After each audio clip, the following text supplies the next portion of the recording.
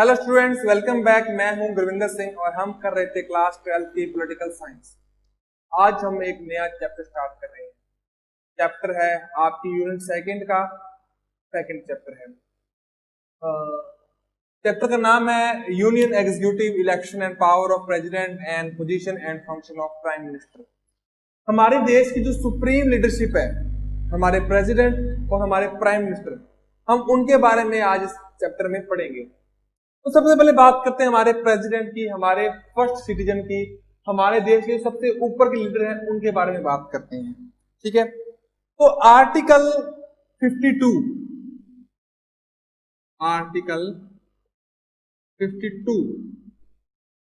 इसमें बताया गया है कि जो प्रेसिडेंट हैं हमारे देश के एक हेड होंगे, वो होंगे हमारे प्रेसिडेंट,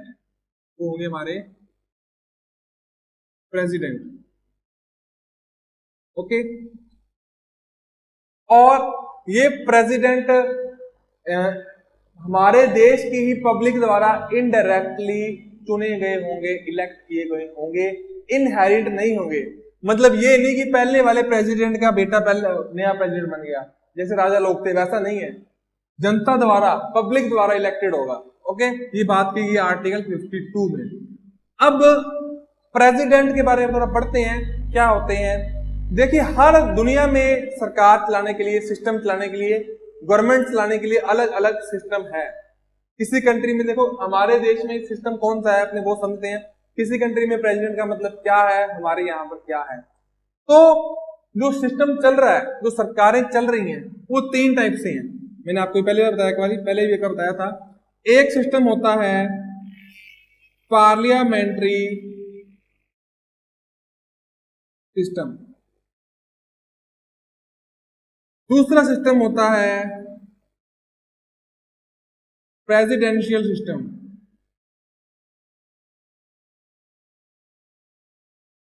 तीसरा होता है सेमी प्रेसिडेंशियल सिस्टम।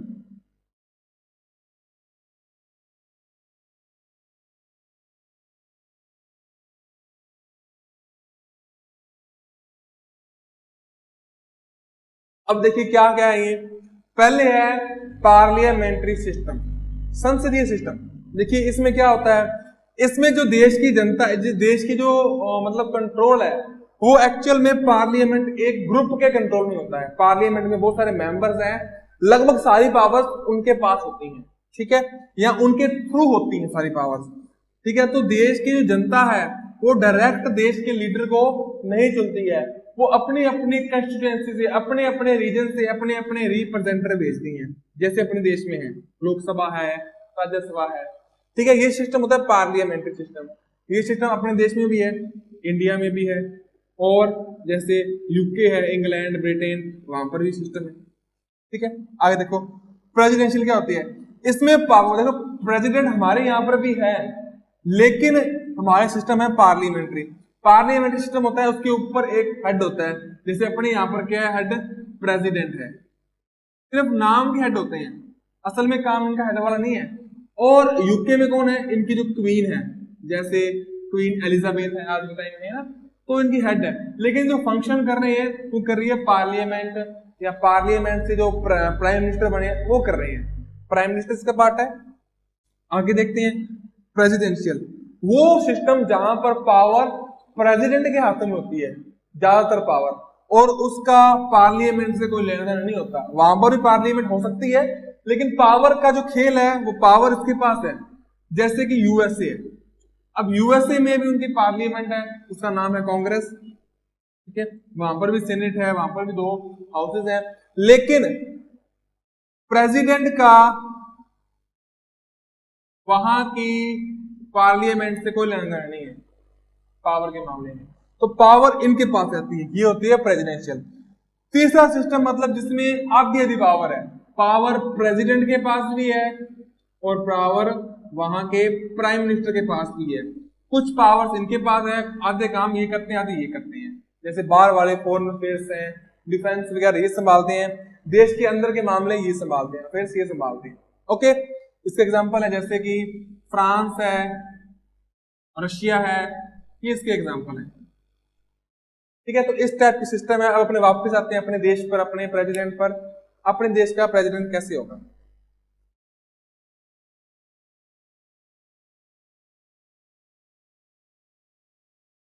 देखिए आर्टिकल 52 में बताया गया है कि देश का प्रेसिडेंट कैसे होगा। आर्टिकल 52 में है बताया गया प्रेसिडेंट होगा। आर्टिकल 53 में बताया है कि जो प्रेसिडेंट है वो देश की जो पावर्स है उसका हेड होगा, मतलब उसके अंदर देश की जो फेडरल सिस्टम है उसकी पावर उसके अंदर होगी, ये होगी। अब अपने देखते हैं कि आ, कोई आदमी, कोई शख्स, कोई पर्सन कैसे प्रेसिडेंट बनता है, प्रेसिडेंट का इलेक्शन कैसे होता है, अपने इसके बारे में पढ़ेंगे। Election of president.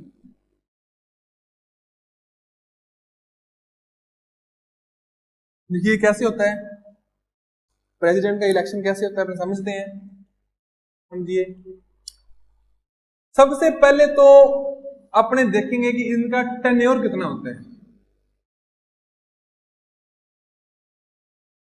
इनका टाइम होता है 5 ईयर्स, टेन्योर होता है 5 साल। 5 साल तक अपनी पोस्ट पे ये रहते हैं। अब बारी आती है कि इलेक्शन की जरूरत क्यों पड़ती है, नए प्रेसिडेंट के इलेक्शन की जरूरत क्यों पड़ती है जब पुराने हैं तो इसकी रीजन क्या क्या है। एक तो पहले वाले का टेन्योर पूरे होने वाला है, इनके 5 साल होने वाले हैं, तो 5 साल पूरे होने से पहले एक नया बंदा सिलेक्ट करना जरूरी है। एक तो ये ले टेन्योर पूरा हो रहा है। दूसरा कब पड़ती है, मान लो पहले वाले प्रेसिडेंट नहीं रहे, उनकी डेथ हो गई है या किसी कारण से उन्होंने रिजाइन कर दिया, डेथ हो गई है या उन्होंने रिजाइन कर दिया किसी कारण से, पर्सनल कारण से। तीसरा कारण क्या है, इम्पीचमेंट। इम्पीचमेंट है मतलब ये करप्ट हो गए हैं या इन्होंने कुछ गलत कर दिया है, तो पार्लियामेंट ने एक बिल पास करके इनको हटा दिया, इम्पीचमेंट से इनको हटा दिया, तब भी नया प्रेसिडेंट चाहिए, 6 महीने के अंदर नया प्रेसिडेंट चाहिए होता है। ठीक है, अब मान लो 5 साल पूरे हो गए हैं तो ठीक है, बन जाएंगे नए, 5 साल रहेंगे वो। मान लो कोई प्रेसिडेंट 2 साल रहे हैं तब वो हट गए हैं, तो जो नया प्रेसिडेंट आएंगे तो वो बाकी के बचे हुए 3 साल के लिए नहीं होंगे, वो नए कंप्लीट 5 ईयर्स के लिए होंगे। ठीक है, तब तक वाइस प्रेसिडेंट उनकी पोस्ट पर रहेंगे। अब अपने देखते हैं कि इलेक्शंस कैसे होता है। ठीक है, तो इसके लिए सबसे पहले अपन देखेंगे कि क्या क्या क्वालिफिकेशंस होनी चाहिए एक प्रेसिडेंट बनने के लिए।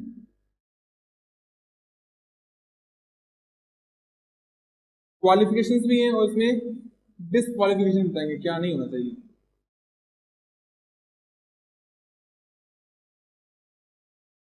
क्या है देखिए, सबसे इंपॉर्टेंट वो इंडियन सिटीजन होने चाहिए, भारत के नागरिक होने चाहिए, इंडियन सिटीजन होने चाहिए। ओके, दूसरी बात, उनकी एज मिनिमम 35 ईयर्स होनी चाहिए। ठीक है, तीसरी बात, वो इंडियन गवर्नमेंट के अंदर किसी प्रॉफिट के पोस्ट पर या किसी सरकारी नौकरी पर ऐसे वो नहीं होने चाहिए, किसी प्रॉफिट की पोस्ट पर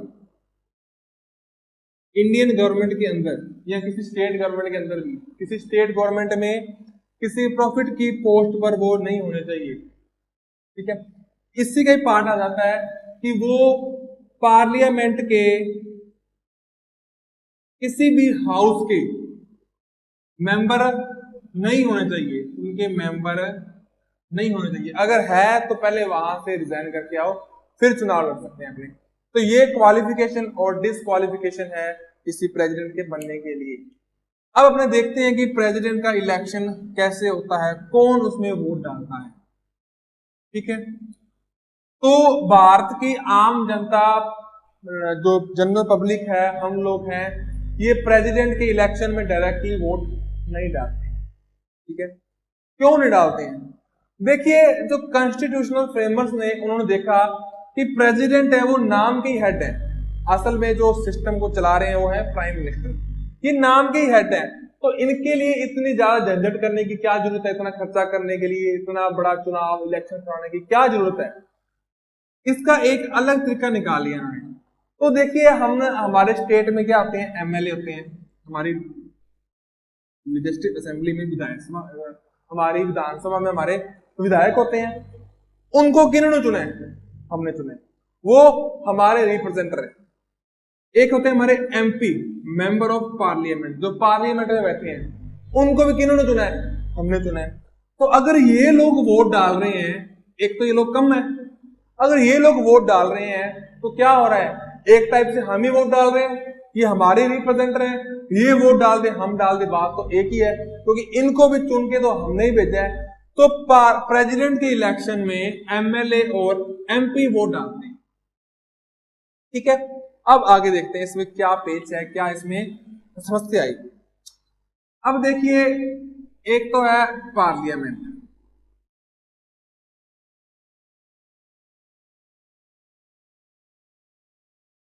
पार्लियामेंट में लोकसभा भी है और राज्यसभा भी। एक है हाउसेज, सॉरी असेंबलीज हैं स्टेट के अंदर, स्टेट लेजिस्लेटिव असेंबलीज। ठीक है, तो है, यहां पर बैठते हैं एमएलए और यहां पर बैठते हैं एमपी। ये और सभी अपने 28 स्टेट्स हैं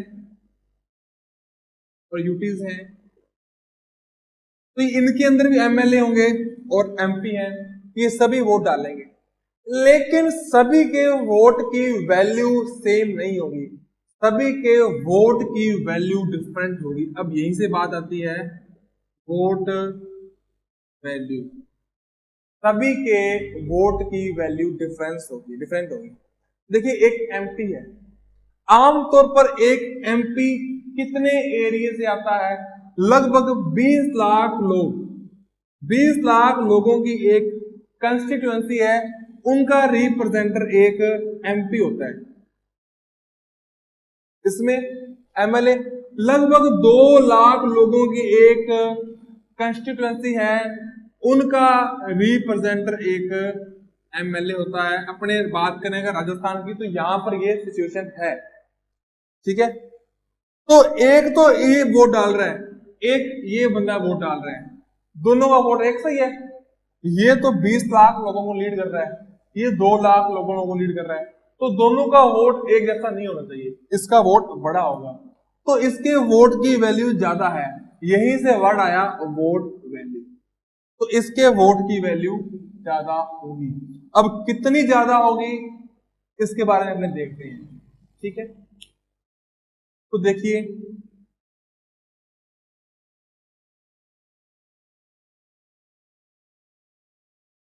कैसे होती है वोट वैल्यू, कैसे निकालते हैं अपने,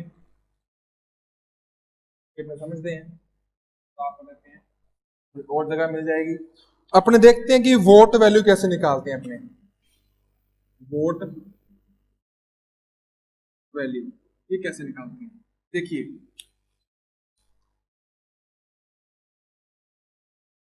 अपना जो पूरा देश है, अपना जो पूरा देश है वो बना है अलग अलग स्टेट से मिलकर बना हुआ है। वो क्या है, अलग अलग स्टेट से, स्टेट्स की यूनियन से बना है। ठीक है? तो अगर अपने सेंट्रल गवर्नमेंट की बात करें, यूनियन की बात करें, यूनियन गवर्नमेंट की बात करें, तो इसको अलग अलग कंस्टिट्यूएंसी में बांट दिया गया है। हर कंस्टिट्यूएंसी से एक क्या आता है, एमपी आता है।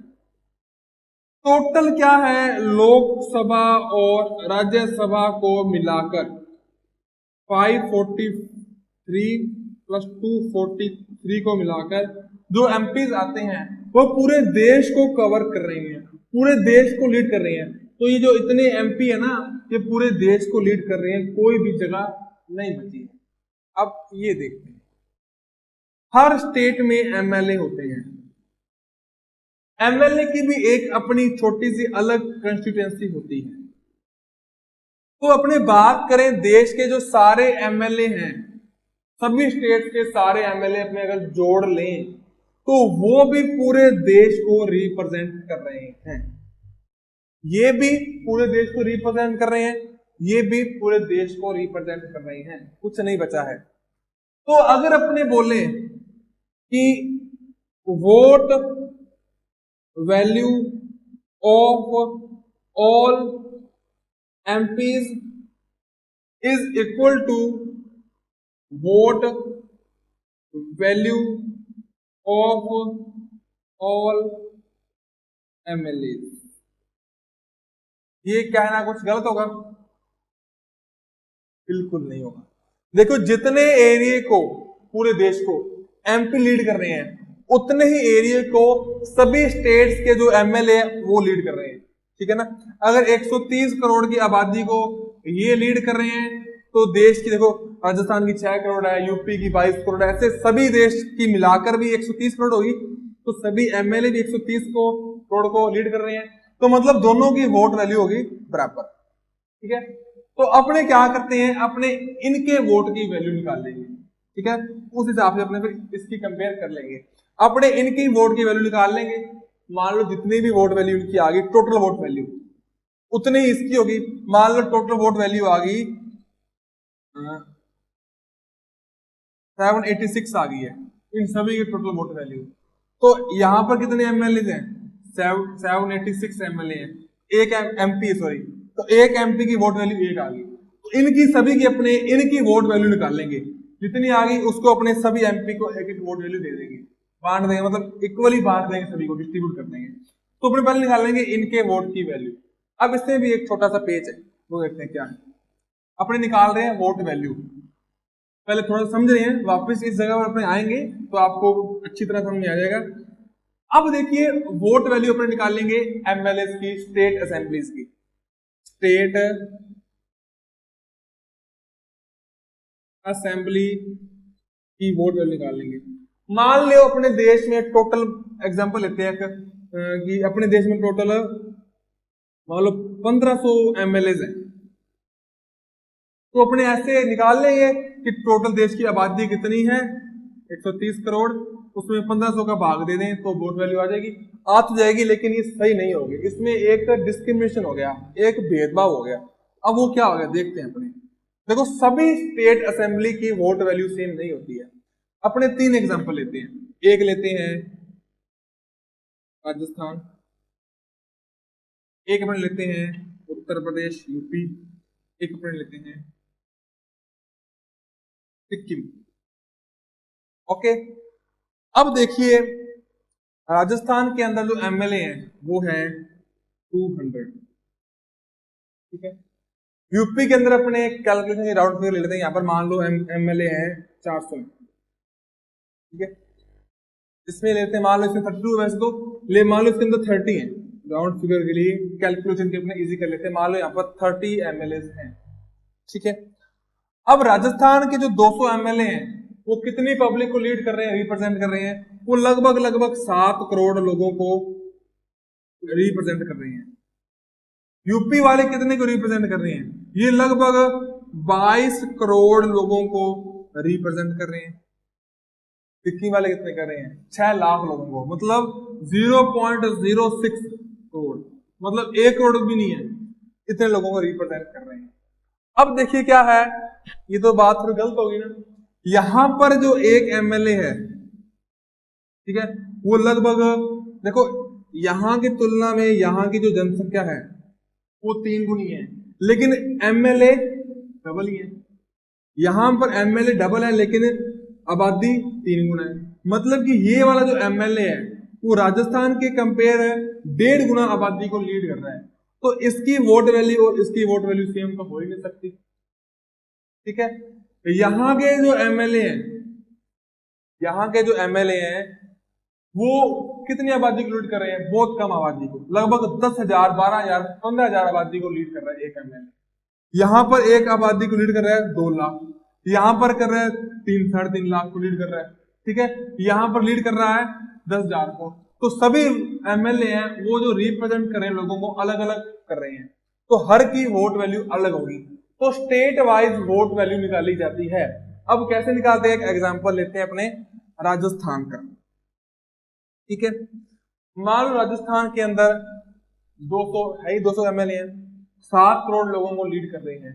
तो कैसे निकालते हैं अपने वोट वैल्यू? तो वोट वैल्यू का फॉर्मूला क्या होता है? वोट वैल्यू का फॉर्मूला होता है total population of state total MLA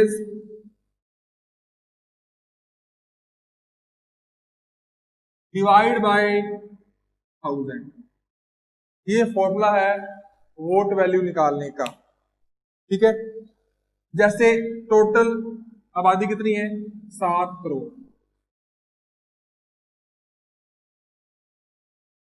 total है कितनी है?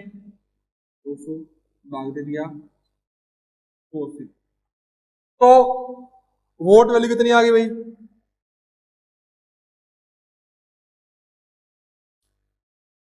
1 2 3 4 गई 3500।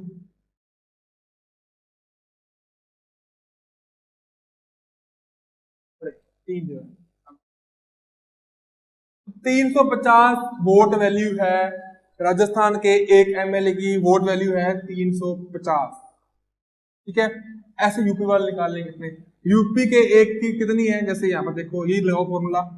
टोटल आबादी कितनी है? 22 करोड़।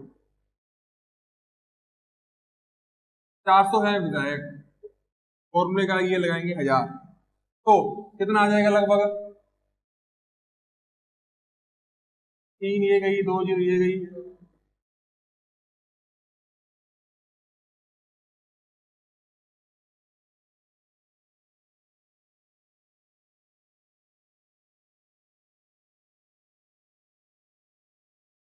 1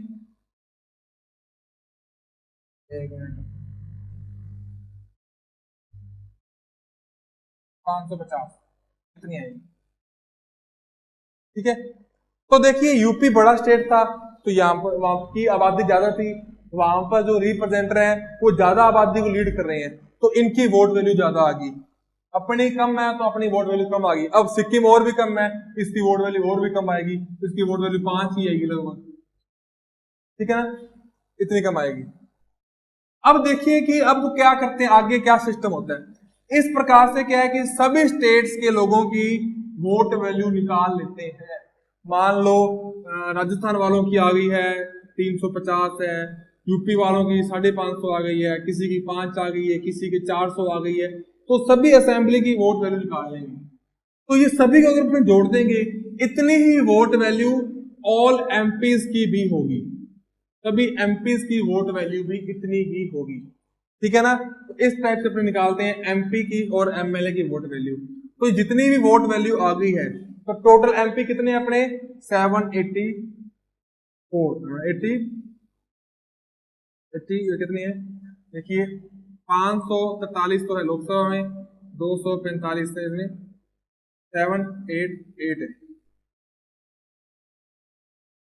तो जितना भी टोटल आ जाएगा पूरे कंट्री के एमएलए की टोटल वोट वैल्यू में 788 का डिवाइड कर देंगे तो एक एमपी की वोट वैल्यू आ जाएगी। ऐसे चुनाव होते हैं अपने प्रेसिडेंट के। अब ये इलेक्शन कैसे होते हैं, क्या इसकी प्रोसेस होती है, वो अपने नेक्स्ट लेक्चर में देखेंगे। तब तक के लिए मैं विदा लेता हूं। Thank you.